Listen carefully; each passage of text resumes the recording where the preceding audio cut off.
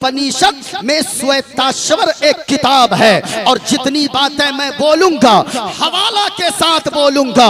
जो हमारे बिरादरे वतन अगर कोई यहाँ पर ये भाई साहब है, अगर बिरादरे वतन कोई मौजूद है वो आकर देख सकते हैं। आइए मैं पढ़ता हूँ, किताब का नाम है श्वेताश्वर में उपनिषद। ये उपनिषद 108 है, 108 में एक उपनिषद ये भी है श्वेताश्वर। उसमें लिखा है एको देवा सर्वभूते सगुणा सर्वभूतांतरात्मा कर्मादि अच्छा साक्षी चेता केवलो निर्गुणष्ट। और आइए किताब का नाम है श्रीमद् भगवद गीता, पेज नंबर 154 है। इसमें लिखा है वायुर्देयर्मुगुणी मणोना शशंक प्रजापतिष्ठम पर पितामहश्च नमो नमस्ते सुषाहस्कृत पुनश्च भोयो पीनम। और इसी के आगे लिखा है वायुर्देयर्मुगुणी मणोना शशंक प्रजापतिष्ठम पर पितामहश्च अधर्माभिभवात् कृष्णा प्रतुष्यन्ति कुलस्त्रिज्ञा स्त्रीषु दुष्टाषु वालिष्णे जायते वर्णशंकर। इसी में लिखा है यो माम जमनादिम चवेति लोक महेश्वरम असम्मूढ़ा समर्थेषु सर्वपापै है परमुच्यति। और जो लोग शराब पीते हैं वो उलमा के बयानात को सुनकर शराब से तौबा कर लें, नशा से तौबा कर लें। इसलिए बड़ी मोहब्बत के साथ अलहाज अब्दुल शकूर साहब किबला, इनके साहबजादे भाई वसीम साहब और क्या नाम है इश्तियाक साहब, माशाअल्लाह बड़ा फोन किया इन्होंने। दुआ करता हूँ अल्लाह की बारगाह में अल्लाह ताला इस महफिल को कबूल फरमाए। जरा एक मर्तबा पूरा मजमा अगर सुनना चाहते हैं तो मोहब्बत के साथ बोलें सुबहान अल्लाह। एक बार सुबहान अल्लाह बोलेंगे।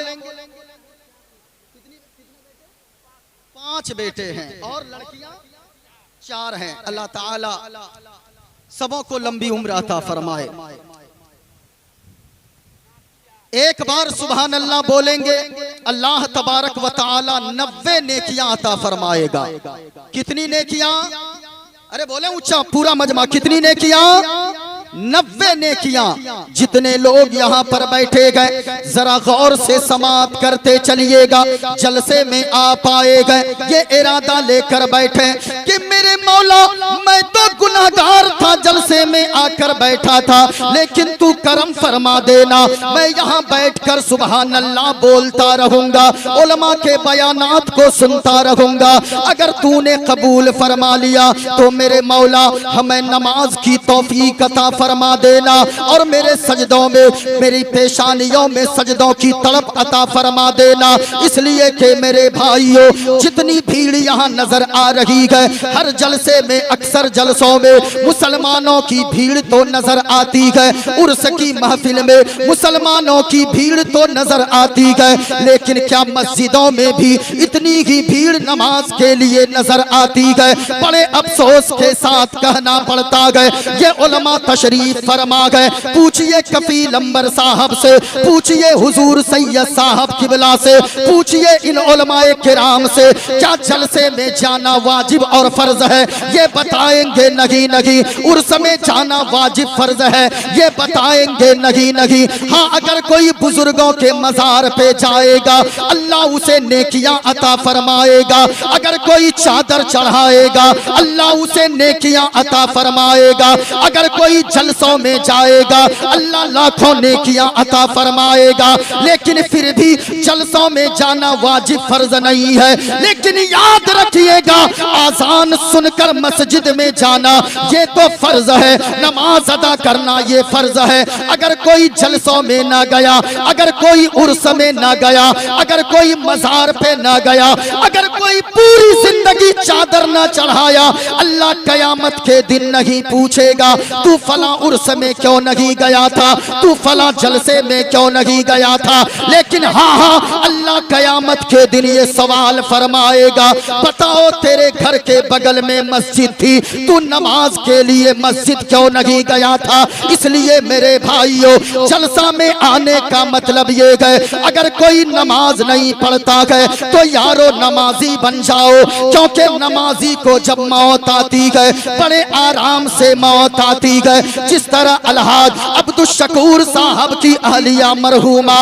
इस दुनिया से चली गई है, दुआ करता हूँ मौला की बारगाह में मौला उन्हें करवट करवट जन्नत नसीब अता फरमाए। लेकिन लोगों याद रखना, जब नमाजी को मौत आती है, जब रोजादार को मौत आती है तो बड़ी आसानी से मौत आती है।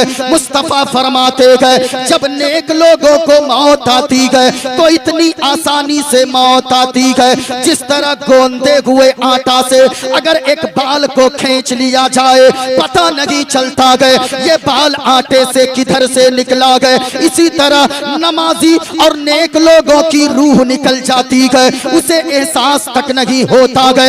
लेकिन अगर बेनमाजी को मौत आती है तो मुस्तफा फरमाते गए उसे इतनी शिद्दत की प्यास लगती है, अगर 7 समंदर का पानी भी उसके हलक में उस वक्त डाल दिया जाए तो 7 समंदर का पानी भी बेनमाजी की प्यास की शक्ति को बुझा नहीं पाएगी। इसलिए नमाज की पाबंदी करो। अगर कोई नमाज नहीं पढ़ता गए, मुस्तफा फरमाते गए, जरा गौर से सुनिएगा, अब मेरी गुफ्तगू आगे होगी। मुस्तफा फरमाते गए, जो नमाज नहीं पढ़ता गए अल्लाह उसकी रोजी से बरकत को उठा लेता गए।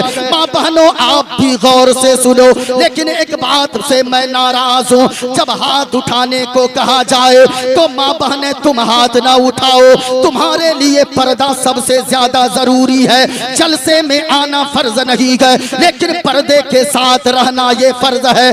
गौर से सुनते चलो, अगर कोई नमाज नहीं पढ़ता गए, मुस्तफा फरमाते गए अल्लाह बे नमाजी की रोजी से बरकत को उठा लेता गए। अगर कोई नमाज नहीं पढ़ता गए अल्लाह उसकी उम्र को घटा देता गए। अगर कोई नमाज नहीं पढ़ता गए अल्लाह तबारक व तआला उसकी औलाद को नाफरमान बना देता गए। इसलिए नमाज की पाबंदी करो। और सुनो सुनो, मैं आखिरी जुमला इस बात से कह दूं कि लोगों, सिर्फ नारा लगाने का नाम आशिके रसूल नहीं होता गए, बल्कि सच्चा आशिके रसूल वो होता गए जो मुस्तफा के नाम पर अपनी जान भी देने को तैयार रहता गए। लेकिन जब आजान होती गए तो मस्जिद नमाज के लिए भी जाता गए। तभी मैं कहता हूँ, है गर नबी से मोहब्बत नमाजी हो जाओ। जरा पूरा मजमा अगर हुजूर से मोहब्बत है, मैं बहुत कीमती पैगाम दे रहा हूँ। ये उलमाए किराम तशरीफ फरमा है। लोग कहते हैं सुन्नी मौलाना नमाज पे नहीं बोलते हैं। हाँ हाँ, हमारे उलमा नमाज पे बोलते गए, लेकिन ये भी पैगाम देते हैं बगैर इश्के मुस्तफा के नमाज भी मुकम्मल नहीं है। इसलिए सुनिएगा, है गर नबी से मोहब्बत नमाजी हो जाओ, है गर नबी से मोहब्बत नमाजी हो जाओ, तो क्या होगा? मिलेगी कब मेरा गत नमाजी हो जाओ, मिलेगी कब मेरा गत नमाजी हो जाओ। और एक पैगाम भरा शेर जरा सुनिएगा। स्टेज पे जितने उलमा तशरीफ फरमा है, ऐसा नहीं कि इनको तकरीर नहीं आती है, सब अपने आप में बहुत बड़े खतीब है अल्हम्दुलिल्लाह। और सबसे अच्छी गुफ्तगू जुमा के दिन गुफ्तगू होती है। अल्लाह हमारे उलमा को सलामत रखे। जरा सुनिएगा, एक शेर मैं पढ़ता हूँ। अजान सुनने के जो कामों को बंद करते हैं, आज बड़ा अलमिया गए, इधर आजान होती रहती गए, हमारे नौजवान क्रिकेट में लगे रहते गए, आजान मुअज्जिन साहब पुकारते रहते गए, हमारा नौजवान ताश की पत्ती में लगा रहता गए, आजान मस्जिद से होती रहती गए, कोई कैरम बोर्ड में उंगलियों से गोटियां उड़ाता गए, इधर आजान होती रहती गए, कोई गपशप में लगा रहता गए, हमारी माँ बहनें बैठी गए, ओ मेरी माँ और बहनों तुम भी जरा सुनकर जाओ, आजान होती रहती गए, तुम्हें कोई फर्क नहीं पड़ता, झाड़ू लगा रही हो तो लगा रही हो, बर्तन मांज रही हो, अपने काम में मगन हो, बातचीत में हो, कोई फर्क नहीं पड़ता गए। सुनो सुनो, मुस्तफा फरमाते गए अगर कोई आजान के वक्त बातचीत करता गए, अगर कोई आजान का एहतराम नहीं करता गए, तो हो सकता है जब वो मरेगा, मरने से पहले कहीं उसका ईमान न छिन जाए, यानी ईमान के छिन जाने का खतरा है, हो सकता है वो बेईमान होकर मरेगा। इसलिए मेरे भाइयों, मेरा दूसरा पैगाम ये है, आज तक आपने जो किया किया, सच्ची तौबा करो। कल से जब फजर की आजान सुनना, जोहर की आजान सुनना, असर मगरिब इशा की आजान सुनना, अगर बातचीत कर रहे हो बातचीत को बंद कर देना, अगर खेल कूद में लगे हो आजान की आवाज को सुनना, खेल कूद को बंद कर देना। ओ मेरी माँ और बहनों, अगर झाड़ू लगा रही हो आजान की आवाज को सुनना, थोड़ी देर रुक जाना, बर्तन मांज रही हो थोड़ी देर रुक जाना, आजान का पहले जवाब दे देना। अगर आजान का एहतराम करोगे तो क्या होगा, आजान सुन के जो कामों को बंद करते गए, आजान सुन के जो कामों को बंद करते हैं, उसे पुकारेगी जन्नत, नमाजी हो जाओ, उसे पुकारेगी जन्नत, नमाजी हो जाओ। जरा मुस्कुरा कर बोले सुभान अल्लाह, और प्यार से बोले लब्बैक या रसूल अल्लाह, माशाअल्लाह। अब जरा सुनिएगा, मुझे जो टॉपिक दी गई है अज़मते वालिदैन के हवाले से, इंशाअल्लाह उसी पे मेरी गुफ्तगू होगी, लेकिन शर्त है कि आपको जरा मोहब्बत के साथ समाअत करना है। मेरे पास बैग में बहुत सारी चीजें मौजूद हैं। हाँ बस बस वही मैं शुरू कर रहा हूँ, जरा सुनिएगा। मुझे जो टॉपिक दिया गया है वो अज़मते वालिदैन के हवाले से, लेकिन यहाँ हर धर्म के लोग बैठे हैं, यही तो हमारे हिंदुस्तान की खूबसूरती है। वरना तो आज हालात ये पैदा हो गए हैं, आंखों की वो बरसात समझते ही नहीं है, इंसान के जज्बात समझते ही नहीं है, और वो मस्जिद और मंदिर में लड़ा देते हैं सबको, और हम हैं कि कोई बात समझते ही नहीं है, हम हैं कि कोई बात समझते नहीं है। याद रखिएगा, मोइनुद्दीन कादरी के पास जो जो किताबें मौजूद है अज़मते वालिदैन के हवाले से, रामायण से भी मैं बात करूंगा, श्रीमद् भगवत गीता से भी मैं बात करूंगा। देखिए मेरे हाथ में किताब है, किताब का नाम है उपनिषद। उपनिषद में श्वेताश्वर एक किताब है, और जितनी बातें मैं बोलूंगा हवाला के साथ बोलूंगा। जो हमारे बिरादरे वतन, अगर कोई यहाँ पर ये भाई साहब है, अगर बिरादरे वतन कोई मौजूद है वो आकर देख सकते हैं। हाँ हाँ, कोई भी धर्म किसी को गलत रास्ते पे चलना नहीं सिखाता है। हमारा तो मजहब इस्लाम कहता है कि लोगों, इंसानियत अगर तुम्हारे दिल में नहीं है तो तुम इंसान कहने के लायक भी नहीं हो। क्यों? इंसान किसे कहते हैं मैं आपको अभी बताऊंगा। आइए मैं पढ़ता हूँ, किताब का नाम है श्वेताश्वर में उपनिषद। ये उपनिषद 108 है, 108 में एक उपनिषद ये भी है श्वेताश्वर। उसमें लिखा है एको देवा सर्वभूते सगुणा सर्वभूतांतरात्मा कर्मादि अच्छा साक्षी चेता केवलो निर्गुणष्ट। और आइए, किताब का नाम है श्रीमद् भगवद गीता, पेज नंबर 154 है। इसमें लिखा है वायुर्देयर्मुगुणी मणोना शशंक प्रजापतिष्ठम पर पितामहश्च नमो नमस्ते सुशाहस्कृत पुनश्च भूयोऽपि नमस्ते। और इसी के आगे लिखा है वायुर्देयर्मुगुणी मणोना शशंक प्रजापतिष्ठम पर पितामहश्च अधर्माभिभवात् कृष्णा प्रतुष्यन्ति कुलस्त्रिज्ञा स्त्रीषु दुष्टाषु वालिष्णे जायते वर्णशंकर। इसी में लिखा है यो माम जमनादिम चवेति लोक महेश्वरम असम्मूढ़ समर्थेषु सर्वपापै है परमुच्यति। और आगे चलिए, एक हमारे बिरादरे वतन है, वो कोई टोपी दाढ़ी वाला नहीं है, बल्कि वो पंडित जी है, बल्कि वो बिरादरे वतन है। वो जब कहीं चलते गए कुछ और बोलते गए, लेकिन जब जबान खोलते गए तो हुजूर की तारीफ में जो जुमले कहते गए अस्सुमा सुगमा रूहा देव दत्तम जगतपति असिना साधु अष्ट अश्चर्य गुणवती गिरीहि नीलगंधा अति ज्योतिमय प्रकाशम नतमस्तक भूमिष्ठम परभू गुणगानम नाफ बुरीदा लीड गच्छदीन पराक्रम पवित्रम गंगा स्नानम मति पवित्रम पवित्रम पवित्रम। और सुने लोगो, कुर्बान जाओ जिस नबी का कलमा पढ़ते हो, जिस नबी से प्यार करते हो, जब उस नबी की बात आती है, लास्ट प्रॉफिट मोहम्मद सल्लल्लाहु अलैहि वसल्लम की बात आती है, तो फिर पंडित जी ने जबान खोला गए और इस अंदाज में खोला गए, कहा के लोगों अगर तुम हुजूर की बात सुनना चाहते हो, उनकी जरूरत कितनी है तो सुनो। शरणय गुरु निमगा सुख सागर अत्याचार मगा शुभ सागर चरणन गए गुरु नाम उजागर कृपा करोगे शुभ नाम सुख सागर गुरु हर कृपा मनोगर पावे अत्याचार मगा सुख पावे। और जय गुरु नामे नमे कर जय बे, जय गुरु नामे नमे कर जय बे, बिना मुहम्मद पार न होए बे। अब जरा गौर से सुनते चलिएगा।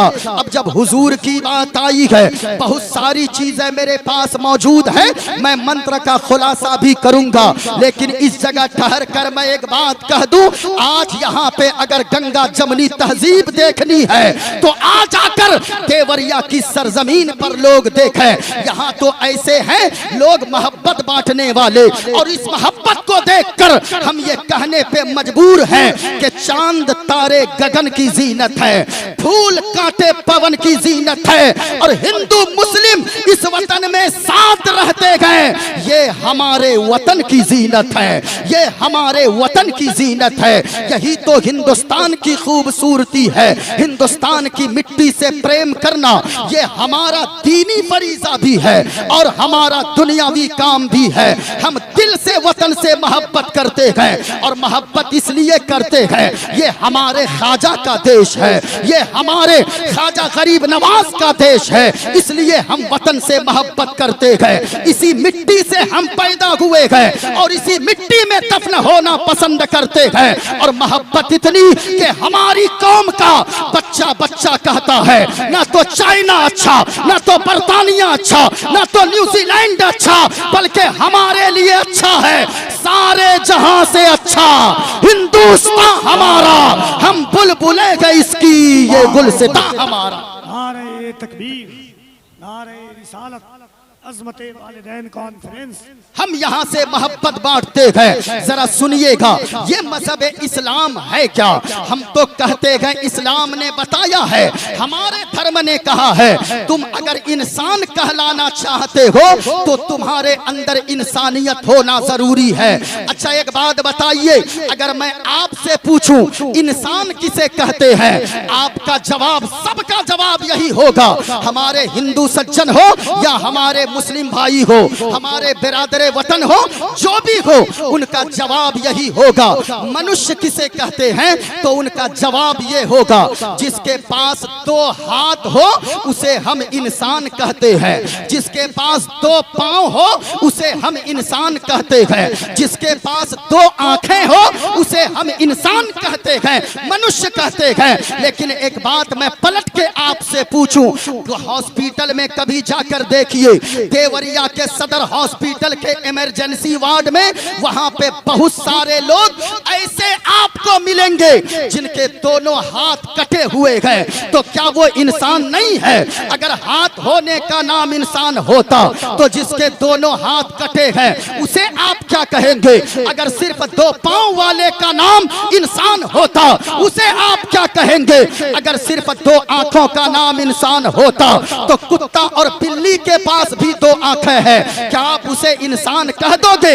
आपका जवाब होगा नहीं नहीं। तो गौर से सुनिएगा, इंसान कहते किसे गए? इंसान असल में वो गए अगर उसका पड़ोसी किसी भी धर्म का हो, चाहे वो मुस्लिम हो, चाहे वो हिंदू हो, चाहे वो क्रिश्चियन हो, चाहे वो यहूदी हो, कोई भी हो, अगर वो आपका पड़ोसी है, अगर उसके बच्चे भूखे रह रहे हैं, अगर वो तकलीफ में है, आपके सीने में दर्द से आपका सीना तड़प उठता है, आपके पास हाथ नहीं है तो भी आप इंसान है, आपके पास पांव नहीं है तो भी आप इंसान है, आपके पास आंखें नहीं है तो भी आप इंसान है। इसलिए इंसानियत सबसे बड़ी चीज है। अगर इंसानियत नहीं है, इंसानियत तो इतना सिखाया गया इस्लाम ने, कहा है अगर रास्ते से चल रहे हो, अगर कोई कुत्ता भी प्यासा तुम्हें मिल जाए, उस कुत्ते को पानी पिला देना, उसकी प्यास तुम यहां बुझाओगे, अल्लाह तुम्हें हौजे कौसर का जाम अता फरमाएगा। एक कुत्ते के साथ भी रहम करो, यानी कुत्ता को बिला वजह डंडा मार कर मत भगाओ। हदीस में आया है अगर कोई रास्ता चलते चलते अगर एक पत्थर को इस नीयत से हटा दे, हो सकता है कोई रास्ते से आएगा तो पांव की ठोकर लगे, कहीं वो गिर ना जाए, इस वजह से अगर पत्थर को कोई हटा दे रास्ते से, अल्लाह ताला उसे अपने रास्ते में सदका करने का सवाब अता फरमाता है। ये मजहब इस्लाम है। इस्लाम कहता है लोगों अगर तुम जानवर पालते हो तो जानवर को गालियां न दिया करो। जानवर का दूध दोहने वाला अगर कोई गाय का दूध दोहता है या भैंस का दूध दोहता है, उसके लिए मसला ये है कि 8-8 दिन में नाखून काट लिया करे जल्दी जल्दी। क्यों? हम अगर काटे 40 दिन तक छूट है, लेकिन जो गाय या जानवर का दूध, किसी जानवर का दूध निकालता हो, दूध दोहता है, तो वो नाखून को 8 से 10 दिन के अंदर काट ले। क्यों? इसलिए कहा गया अगर तेरे नाखून पड़े रहेंगे, तू गाय के थन से या भैंस के थन से दूध निकालेगा, हो सकता है तेरे नाखून बड़े होने की वजह से कहीं जानवर के थन में कोई जख्म ना हो जाए, कोई तकलीफ ना हो जाए। अब मैं पूछना चाहता हूँ, अरे जो मजहब इस्लाम जानवर का इतना सम्मान सिखाता है, वो मानवता का कितना सम्मान सिखाता होगा, वो इंसानियत का कैसा पाठ पढ़ाता होगा। ये मजहब इस्लाम है। बातें अभी होंगी, लेकिन एक बात मैं आपसे और आगे बताता चलूं। देखिए मेरे हाथ में एक और किताब है, किताब का नाम रामायण है। जो मौजू मुझे दिया गया है इस तरह का मौजू है कि इस मौजू पे हर धर्म के लोगों के किताबों में बातें मौजूद है, लेकिन शर्त है कि उसे अपनी किताब पढ़नी होगी। ये मेरे हाथ में किताब है, किताब का नाम रामायण है, पेज नंबर 41 है। इसमें भी माँ बाप के बारे में लिखा गया है। लेकिन एक बात मैं आपको बताऊं, आज तो अपने लोग अपनी किताबों को नहीं पढ़ते हैं, और मैं गारंटी से कहता हूं अगर कोई बिरादरे वतन अपनी किताबों को ध्यान से पढ़ लेगा, उसे सही मार्गदर्शन नसीब हो जाएगा। लेकिन शर्त है कि पढ़ना होगा।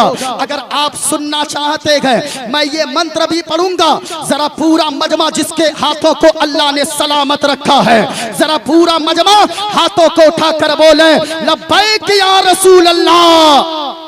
औरतें न उठा जितने मर्द बैठे हैं जरा मुस्कुरा कर बोले लब्बैक या रसूल अल्लाह। माशाअल्लाह। सुनिए, ऐसे नहीं, ये देखिए मेरे हाथ में एक चीज है। अभी कुछ दिनों पहले एक चीज ट्रेंड चली थी, आई लव। ऊंचा बोले पूरा मजमा, क्या चला था? आई लव, और ऊंची आवाज में आई लव मोहम्मद। लेकिन एक बात मैं आपको बताऊं मुसलमानों, मैं आपसे कहना चाहूंगा, बैनर पे आई लव मोहम्मद लिखते हैं, कागज पे आई लव मोहम्मद लिखते गए, घर की दीवार पे आई लव मोहम्मद लिखते गए। ये सारा काम बाद में करो, क्या ही अच्छा होता कागज पे लिखने के बजाय अपने दिल की तख्ती पर आई लव मोहम्मद लिख देते। अगर दिल की तख्ती में आई लव मोहम्मद लिखेंगे तो फिर याद रखिएगा, जिसके दिल में आई लव मोहम्मद होगा तो सच बताइए क्या वो कभी सूद खा सकता है? जिसके दिल में आई लव मोहम्मद होगा क्या वो कभी शराब पी सकता है? जिसके दिल में आई लव मोहम्मद होगा क्या वो कभी बेटियों का हक मार के खाएगा? जिसके दिल में आई लव मोहम्मद होगा क्या वो कभी माँ बाप की नाफरमानी कर सकता है? आपका जवाब होगा नहीं नहीं। हालात तो ये हो गए कि बेटा बाप दिन भर रोड पे I love Mohammad, I love Mohammad, I love Mohammad चीखता और चिल्लाता है। लेकिन घर की हालत ये है, अगर अल्लाह ने एक बेटी भी दिया है, उस बेटी का बाप हक मार के सारी दौलत सारी जायदाद अपने बेटे के नाम पे कर दे रहा है।